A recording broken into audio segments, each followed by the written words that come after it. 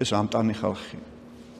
პირველ რიგში რაც ეს არის მთავარი შთაბეჭდილება, რაზეც ბევრჯერ გავამახვილე ყურადღება, რაც ვიცოდი აქამდე და რაც კიდევ ერთხელ დავინახე და მივხვდი, რომ ამერ შეიძლება კიდე წაართვა ტერიტორიები, მაგრამ ვერ დაამარცხებ. ამა დედაქალაქს ვეღარავინ ვერ აიღებს აქა.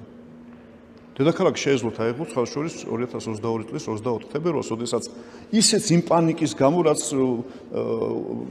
დასავლური ქვეყნების სამთავროებებმა დათესეს, როდესაც საელჩოებს უთხრეს, რომ დატოვეთ, გადით, იმიტომ რომ 3 დღეში აიღებენ კიევს. და ეხლა აბატე ბრიუსელში რო გეტყვიან ამას და ვაშინგტონში შენს დაიჯერებ, ხო კიევში რო ხარ და 500,000 კაცი იყო დარჩენილი 5 მილიონიან ქალაქში. მაგრამ იმ 500,000 მოსახლეობის 20-30%-მა იარაღს მოკიდა ხელი და დაიცვეს ქალაქი, თორე ჩემო მეგობარმა მითხეს, მისი სახელი ვერ ვახსენე ამ რეპორტაჟებში, ხო? ჰოსტომელთან ვიყავითო, კურსბასის კემეროვის დესანტი იყო, შემოვიდა. ვერტმფრენებით შემოფრინდნენ რა, მაგრები. ხო, იმას შეებრძოლენ და გააჩერეს, თორე ის ჰოსტომელი რო აეღოთ პლასტარმი, იქით უკვე ირპენი აქვს დაგებული. ანუ კიევის ოლქი, ირპენი, ბუჩა და ყოველ შემთხვევაში ქალაქს მოაქცევდნენ ისეთ მდგომარეობაში, რომ გაძლება იოლი არ იქნებოდა. იქ გააჩერეს ჯარები. მახსოვს რა ამბავი იყოს და უბრალოდ რიგში იდგენ და ავტომატები მისცეს და ჩადნენ. თორე ისინი უკვე გასულები იყო ლვოვსკით. საელჩოები, ესეთი ვითარება იყო. და საქართველოს საელჩო მაშინაც კი არ გასულა.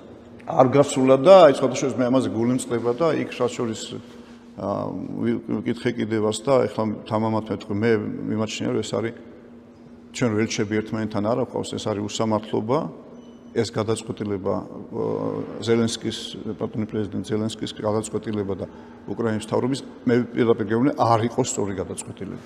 აბსოლუტურად გეთანხმები. ეს არ იყო სწორი გადაწყვეტილება. ინდივიდუალურად უნდა დაუფასო ადამიანს ის, თუნდაც შენ იყო გაბრაზებული საქართველოს ხელისუფლებაზე, რომ ეს იყო ერთადერთი საელჩო, რომელიც იქ რჩებოდა მაშინ და შენთან ერთად იყვნენ და შეგგვენდით იყვნენ. ეს მე ვფიქრობ, ჩვენ ურთიერთობებს ეს არ ეკადრება. ბევრი რამე არ ეკადრება, ეხლა არ გვინდა ამაზე ლაპარაკი, მაგრამ ეს მე ვფიქრობ, რომ არ იყო სწორი.